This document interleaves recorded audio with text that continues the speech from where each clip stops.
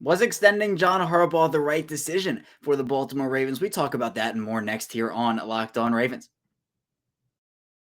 You are Locked On Ravens, your daily Baltimore Ravens podcast, part of the Locked On Podcast Network, your team every day.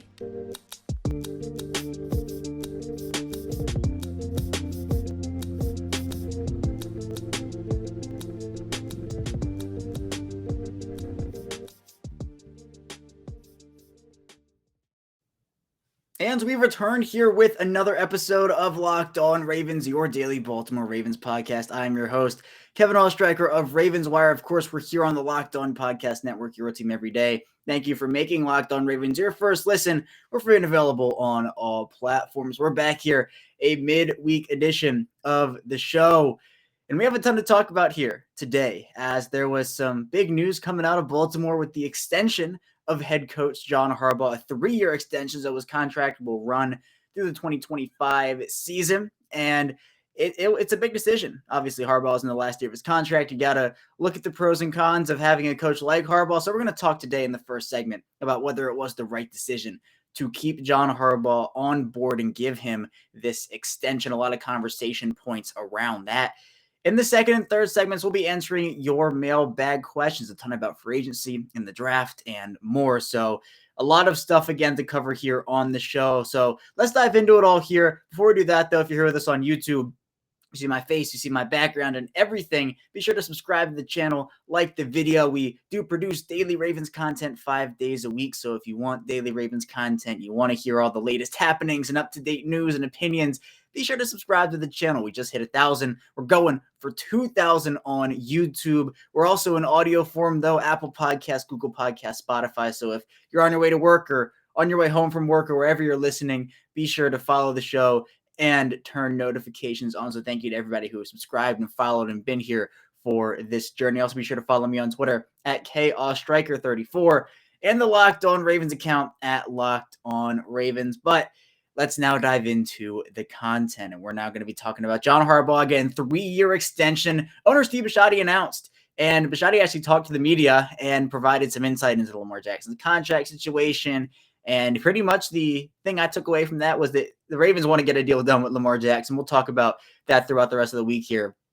The big news with Harbaugh, though, it's a big deal because I know there are mixed feelings about John Harbaugh and whether his time has come with the Ravens and whether it's time to move on to fresh ideas and new coaches. But I am personally very okay with this extension. I'm somebody who does like John Harbaugh. Now, I understand there are areas that John Harbaugh has faults in, just like any coach, any person, any player.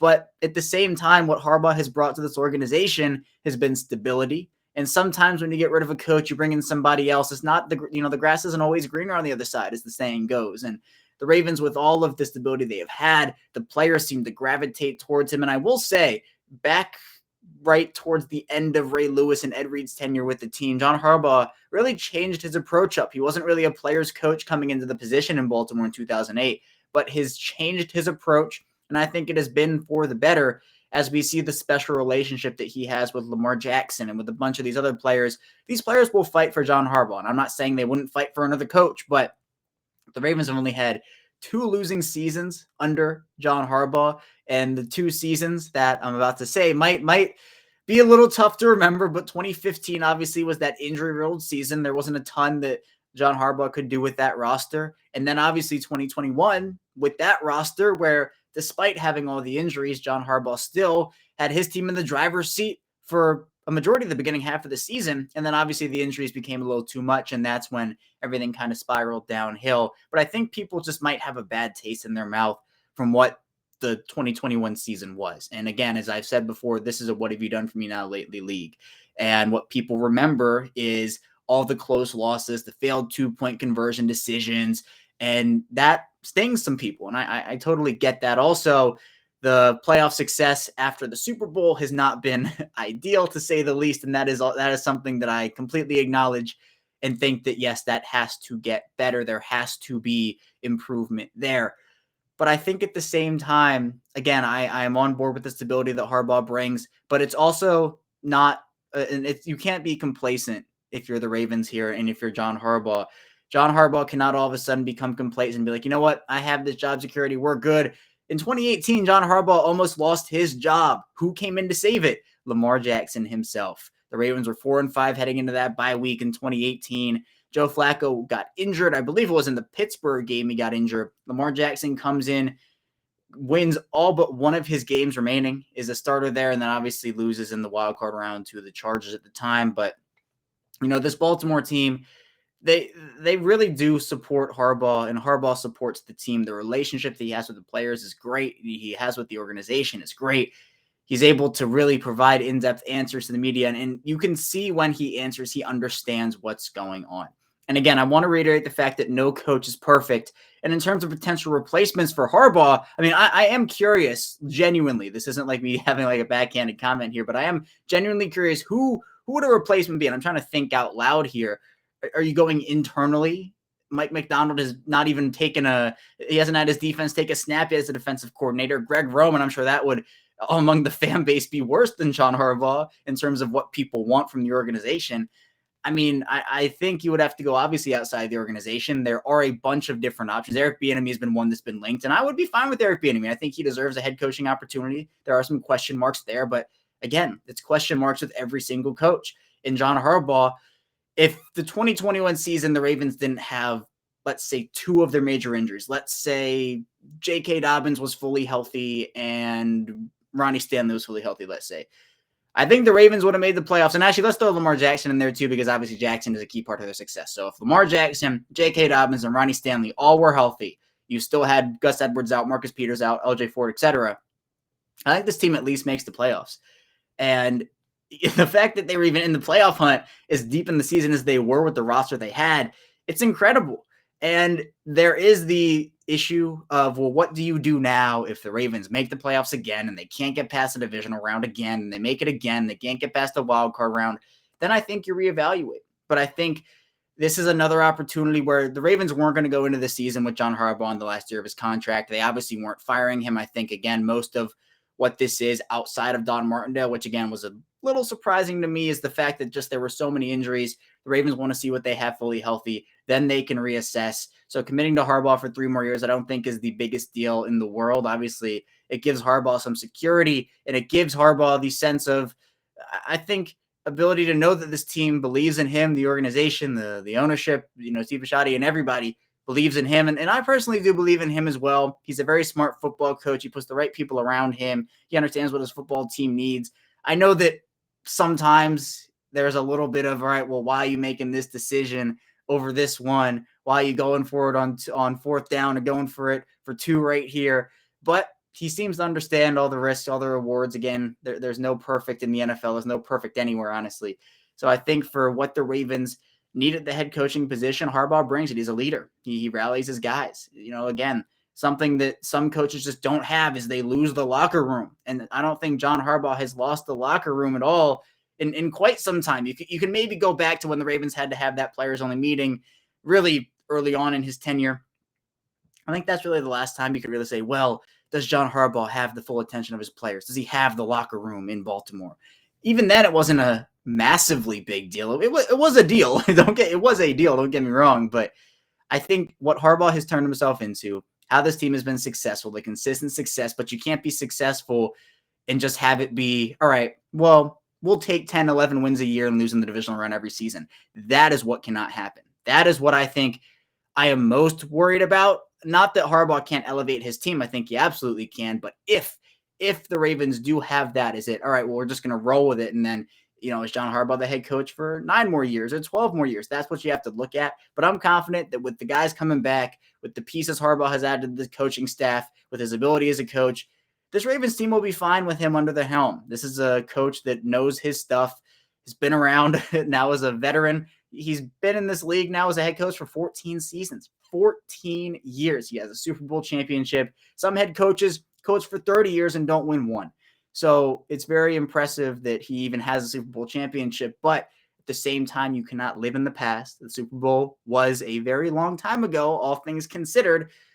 And now the Ravens have to get another one, a new one. And at this point, I think keeping the coach that has the players right now, that has the ability to lead his guys, I think that's the right decision for me. So I'm on Team Harbaugh with this one. I think the Ravens made the right decision extending him, and I'm excited to see what he can do with a hopefully, knock on wood, fully healthy team in 2022, because I really do think, and as I think many other people do as well, if the injuries didn't happen, we'd be having a much different conversation surrounding Harbaugh, maybe a couple other players and coaches on this Ravens team at the moment. We'll head into our first break here, though. When we get back, we'll be diving into your mailbag questions. So be sure to stay tuned for that, and we'll be right back. But first, let me tell you a bit about Built Bar. And this is the time of year, again, people give up on the New Year's resolutions, but if yours is to eat right, don't do that this year, because there is Built Bar there waiting for you. And with Built Bar, it really doesn't feel like a resolution because they are actually really enjoyable to eat. And they also have these really cool things called Built Bar Puffs. They're the first ever protein-infused marshmallow, and that means they're fluffy and marshmallowy, and they are a treat covered in 100% real chocolate, just like all Built Bars. Built Bars are low calorie. They're high protein as well. You can replace your candy bars with them. They contain 130 calories, 4 grams of sugar, 4 net carbs, and 17 grams of protein. And for me, my personal favorite flavor, it's mint brownie, but they also have coconut, almond, etc. So a ton of great flavors for you to choose from. So be sure to go to built.com. Use promo code LOCK15. Get 15% off your order. Use promo code LOCK15 for 15% off at built.com. We're back here. Our second segment of Locked On Ravens. Kevin Oestreicher, your host, still here with you. We just talked about John Harbaugh and his extension. Now we're going to move into the mailbag portion of the show. And we're going to dive into 3 questions in this second segment, 2 questions in the final segment. And we're going to start off with 2 questions from Benji, who says, 1, do you think there's a chance the Ravens host free agent inside linebacker Alexander Johnson, formerly of the Broncos? He could be more of an affordable option than Bobby Wagner. He has graded out very well over the past few seasons. Yes, Alexander Johnson is a name I've kept an eye on. I think he is very underrated as well. And to me, at least at the inside linebacker position, I mean, I wouldn't be shocked. Let's say the Ravens don't land Bobby Wagner. It's truly 50-50 to me with Wagner. Like, I'm all in on Wagner. That's not what I'm talking about. I'm talking about, like, if the Ravens actually will sign him or not. I feel like it's 50-50.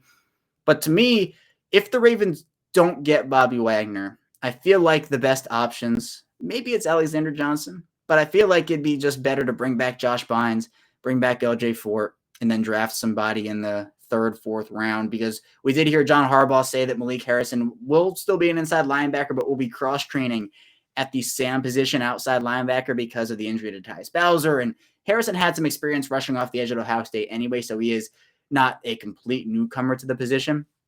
But I think with what you have right now, Bobby Wagner is the needle mover. I'm not saying Johnson couldn't be a needle mover, because I think he is a very talented player. But then what does the contract look like? We don't really know that. Now, middle linebackers, I don't think, obviously, they're not going to be as expensive as offensive tackles or cornerbacks or quarterbacks, et cetera. It's not like you have to sink tons and tons of money. And at this stage in free agency, where the moves have kind of died down a little bit, you can maybe get away with a player like Johnson and bringing him in on a maybe less than market value deal. But I think Josh Bynes has a lot left in the tank for about a year or 2 more. I think what he brings to the Ravens from an off-field perspective, he is really, I think, embodied everything that a Raven is and played extremely well. He's a great run defender, played well in coverage. And for me, I'm not saying I'd hate Johnson, but I just think for me, Josh Bynes and LJ Fort would, I think, be a better tandem there. And maybe you could invest a little money in those 2, and then you could go off and get maybe Calais Campbell. You can bring him back on that. So I'm still, my number 1 option is Bobby Wagner. I think that, again, if the Ravens can get that price point right, I'm all on that train. Alexander Johnson, there are a couple other guys out there that weren't on the Ravens last year that could be other potential fits, but I think for me, it'd be Josh Bynes and LJ Fort at that tandem, because, you can get them probably on veteran minimum deals. LJ Fort coming off a serious knee injury. Bynes he's exited his prime a little while ago, and, he's probably coming up on the end of his career in a little bit. So I think you can get those 2 on veteran minimums, or pretty close to it, and still have enough money to spend elsewhere on other positions. But even if Wagner comes in, they could still make some money work and make some other guys come in. So a lot of options there at the middle linebacker position. And the second question from Benji, are you skeptical of rumors of the Ravens having possible trade interest in DK Metcalf, or do you think it's a real possibility? Yeah, it feels like the Ravens are almost linked to every wide receiver under the sun. And Metcalf is somebody who, look, I would love him on the Ravens, but it comes down to need. And we've talked about this before with Julio Jones and Allen Robinson, et cetera, where it was a little different a couple off seasons ago when you look at 2019, 2020, 2021, and you're thinking, well, wow, the Ravens have a huge need at wide receiver. They could use a pure number one, and they need one badly with prime Julio Jones, Allen Robinson, etc. I'm not saying that, Marquise Brown is a top 3 receiver in the league, or Rashad Bateman is a top 3 receiver in the league, but I think the need for wide receiver at this point has gone so drastically down that I would be pretty shocked if they did trade for DK Metcalf for a couple of reasons. Number one, the price for wide receiver is going up. DK Metcalf is going to make a lot of money on a second contract, and I just don't think the Ravens with Lamar Jackson probably earning that long-term extension from Baltimore. It just feels so likely it's going to happen at some point. Maybe not this year, but it feels like at some point the two sides will agree on something. When and if that happens, the Ravens, I don't know, with Ronnie Stanley under contract and Marlon Humphrey under contract, you have a couple other big ones as well, that the Ravens will have enough to pay a wide receiver of DK Metcalf's caliber. Now, on the field, he'd be a great fit. You can slot him in next to Marquise Brown and Rashad Bateman. You can do a lot of different packages on the field. I mean, the Ravens would benefit from a true number one receiver. But I just feel like at this point, there are other needs I would trade for first, like an edge, like a cornerback, where it's not just 2022 value. You can get 2023, 2024, 2025, etc. That's where I feel like the Ravens should make a big splash trade. And for me, at least, I was shocked with the Marcus Peters deal, not in a bad way. I was just like, oh, wow, I didn't expect the Ravens to trade for a cornerback when they already had Brandon Carr, Marlon Humphrey, and Jimmy Smith, etc. Right now, corner's a bigger need than that. Edge with Zadarius Smith, that's a bigger need now. So mid-season, let's say, if there's a guy on the trade market that could really help this team out and the Ravens have suffered an injury at a certain position, then the Ravens could maybe commit that draft capital. But with Metcalf's contract, with the draft capital, he would most likely command. I mean, the Seahawks are going to be looking for a Tyreek Hill type package, and for a position that at this point is not the biggest need on the roster, I don't know if I'm necessarily giving that up for a guy who, yes, is an incredible, incredible player and would make this team better. But I think for now, I am content with Marquise Brown and Rashad Bateman and that wide receiver crew. And then if you can bring in a veteran, I personally am on board with the veteran. I know John Harbaugh kind of said that's probably not happening, but if they were to bring in a veteran, I think that would be probably the best route they could go. Maybe a Julio Jones or a Jarvis Landry. Those are two guys that come to mind. Devontae Parker's another guy who could be a trade candidate there. So if you're looking at trades for wide receivers, I think Devontae Parker's a much more realistic option for the Ravens, who's a big body and really would help out. Not the player DK Metcalf is, but I think, an affordable option when you look at it that way. And our last question here in our second segment is from Ofi de Feuille, the French coming out again, who says, hello, Kevin. Thank you for your work and passion. Thank you for listening. Do you think there is a special mindset to have if you want to be a successful player for the Ravens? Have a nice day. Well, you have a nice day too. And yeah, I think there is. There's always the cheesy saying, well, I don't think it's actually cheesy, but people say it's such a cheesy saying, play like a Raven. I think it's actually an embodiment of what this organization stands for, not so much cheesy. With Baltimore, you got to come in ready to work. This is an organization that's no nonsense, and they're all business. And that doesn't mean you can't have fun. I mean, we see the off-field culture with this team. It's flourishing. It's been flourishing for years now because the players like each other. The players like the coaches. The organization higher-ups like the players, vice versa. Everybody is one in this organization. And sometimes there are just personalities or players or people's goals who don't fit with the organization. And so when you look at a player, John Harbaugh has said publicly that he's not going to beg anybody to come and play for the Ravens. He's not going to say, we really need you, please come to the Ravens. No, it has to be mutual interest, mutual respect, and mutual want. And I think that's the way that a team should be run. Now, there are ways to not necessarily beg for a player to come to an organization and still really want them and to say, well, we could really use you here and this there. But there's a difference between that and just purely begging for a player. And then it doesn't work that way for the Ravens. They are a team that is confident in themselves, believes in themselves. You got to buy in, though. I think you really have to buy in. And if you don't, or if you're not performing your role well, then it's okay. We don't really need this guy anymore. And Eric DaCosta, as opposed to Ozzie Newsome, has shown more of a quick trigger to get rid of players who either don't fit the mold of a Raven or are not performing well at their positions. Tim Williams, a recent example of that. Kenny Young, another recent example of that. There are others as well. Dalen Mack. I mean, it was shocking for Ozzie Newsome to ever cut a draft pick. And Ben Mason was a fifth-round fullback, and he was cut. And that is not necessarily the fault of Mason or anything, but Eric DeCosta has shown that, look, if you're not going to buy in, if you're not performing well, if you're not a fit for this team, we're not going to hold on to you.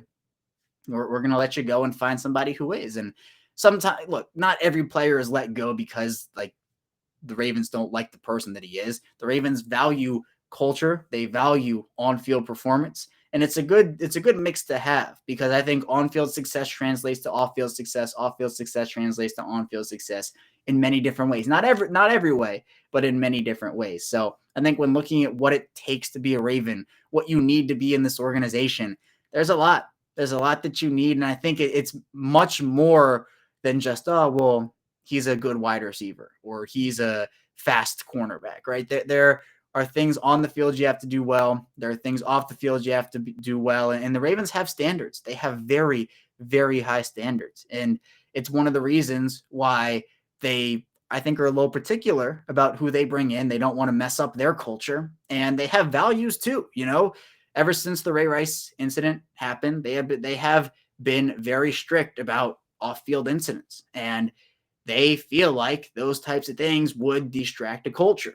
And it depends, obviously, on what the Ravens, their views are, but we've seen them turn away guys because of off-the-field incidents, and that, I think, promotes a strong culture at the end of the day. So at the end of the day, what does it take to be a Raven? It takes a strong will. It takes the ability to buy into this organization, do well on the field, be a part of the culture off of it. There's a ton of it, but I think what the Ravens are doing is great, and you got to look at it as the Ravens have built solid rosters. And the player endorsements, the coaches' endorsements about the organization, they speak for themselves. This isn't just me talking at you and kind of spewing stuff out of my mouth that isn't true. We hear players say it all the time. We hear coaches say it all the time. Players who have left, players who are part of the organization, saying that this organization was great to play for and, such a welcoming, family-oriented organization. Those are all things that I think are really great. So a ton goes into being a Raven.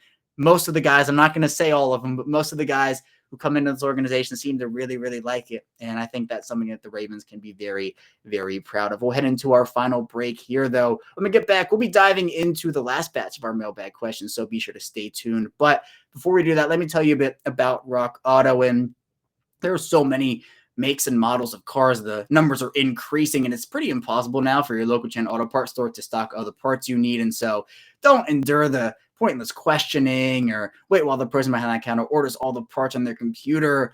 Be sure to go to rockauto.com using either your computer or your phone, and you can save a ton of time and money when using Rock Auto too. And it's a family business, so it's been serving do-it-yourselfers for over 20 years, and the prices are really reliably low too, which I think is phenomenal. So go to rockauto.com right now. See all the parts available for your car or truck right locked on there. How'd you hear about us back? So we sent you amazing selection, reliably low prices, all the parts your car will ever need. rockauto.com.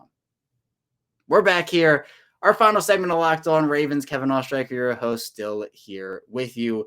We're not going to dive into the final batch of our mailbag questions, but first, again, thank you for making Locked On Ravens your first listen every day. Tomorrow, we'll be diving into even more Ravens talk. Make your second listen Locked On NFL Draft with Ryan Tracy and former NFL cornerback Eric Crocker, as they bring the NFL Draft to life every day with insight and analysis on college football prospects and NFL front offices. It's free and available wherever you get your podcasts. And let's talk about these mailbag questions here. Now, two of them from Eric Clark. And the first one, are you satisfied with the Ravens? Content with McCary as the starting center? As a fan, I feel really uneasy about it. I felt McCary as a super sub was ideal, so that way when injury comes, we have someone who can play all five positions, which prevents line shuffling. And yes, Eric, I agree with you. I think for me, I don't hate Patrick McCary at center. I think it is a fine option. Where my worry comes in a little bit is if there is an injury on the offensive line. And then you have Patrick McCary at center, who, let's say he's been getting in a groove, right? He's been playing for 2 or 3 weeks or 4 weeks, and he's been playing great at center. But then you have an injury to the left tackle or the right tackle or someone where the best option, if it is McCary, is McCary. And then you have to move McCary out of a position he's doing great at, put him back at tackle, which I'm not saying he can't play well at, but it just throws off timing. You got to get the chemistry back. And again, the biggest part of this is the best player should be playing the position, right? So for the Ravens, that right now is Patrick McCary. And if the season started today, who would the center be? It would be McCary.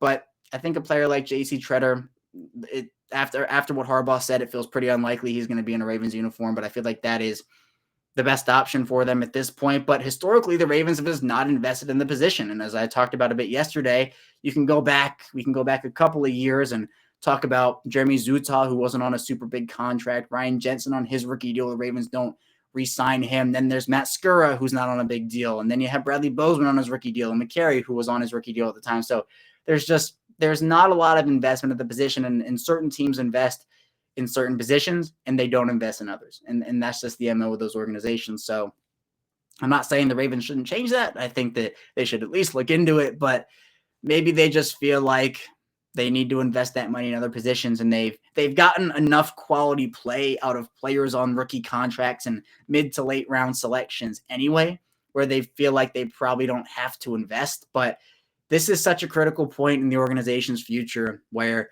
after extending John Harbaugh, and if they don't make the playoffs after that, it could not be great, because obviously with the talent they have, you got to all but pencil them in there if they're fully healthy. But if you have an injury and then you're shuffling around the offensive line, and then you're kind of wondering, all right, well, then the center play dropped off because McCary's not there, and then what do you do? It's just, there's so much that goes into it. So I think addressing the need of center with an established player, having McCary as a super sub and then subbing him in wherever you need, I think that's just a bit more clean. But again, the Ravens historically not investing in the position, so I'm not going to say I was overly shocked by Harbaugh's comments. I just think that, a player like Tretter's out there. I don't understand. I don't know the market. I'm not going to say understand. I don't know the market for him right now. So maybe it's just a matter of teams not wanting to pay that price, and that could be very reasonable. But for now, McCary's the center there. I have confidence in him at that position. I do think he gets a bit of a bad rep because of what happened in Buffalo. He was the responsible party on the high snap that led to a Lamar Jackson concussion. But I do think he was solid there. It's just a matter of whether he can get back to that. And the Ravens, I think they feel confident in him. So we'll have to wait and see how that all pans out. And the final question here from Eric: with wide receiver prices going up, if Jameson Williams is on the board, would you take him? This is interesting. I've been more open to the idea of a wide receiver at 14. Definitely not my favorite proposition in the draft, because I just think the Ravens need an impact playmaker there. They rarely pick in the top 10, top 15 area anyway. So I think they need an impact playmaker. Williams has the potential to be that. His injury kind of clouds things a little bit. He's a trade-up guy for me in terms of second round into the first round. I think that if you can trade for a quote-unquote injured star in the first round, like a Williams or a David Ojabo, I think that is what you do, while also securing a playmaker at 14 who can contribute immediately and is fully healthy at this point in time. And Williams, again, injuries like this, you never know when the recovery is going to end up being. Is it going to take a shorter amount of time, a longer amount of time? But you have to take it into account. And so if Williams was fully healthy, he would be probably a top 10, top 15 pick, absolutely, for sure. But I think now with how the injury has kind of clouded things with his health questions, I think if Baltimore could trade back into the first round in the mid-20s and select him, that would be a perfect way. If you can get an edge rusher / cornerback with the 14th pick and then pick Williams, I think that's where I'm looking to select a player like Williams. But the issue with that is I don't know if he's going to be available then, because teams see that value. He's probably going to be able to come back at some point during 2022, depending obviously on the health.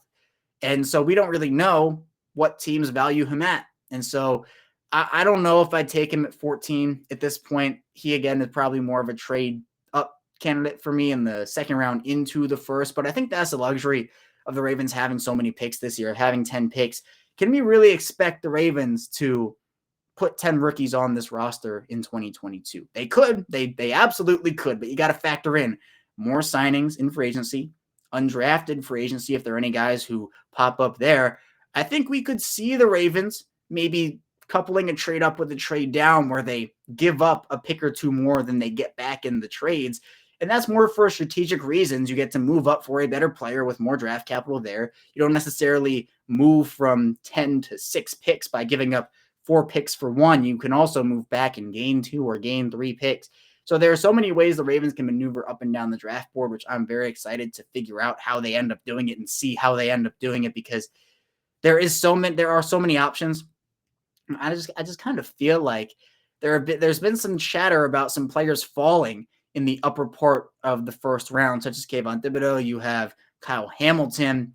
Those are players that if they're available at 10, I'm trading up for. I'm trading up for either of those players. So then it kind of takes out the equation of, well, if you trade up for one, can you trade up again back into the first round and take a Jameson Williams?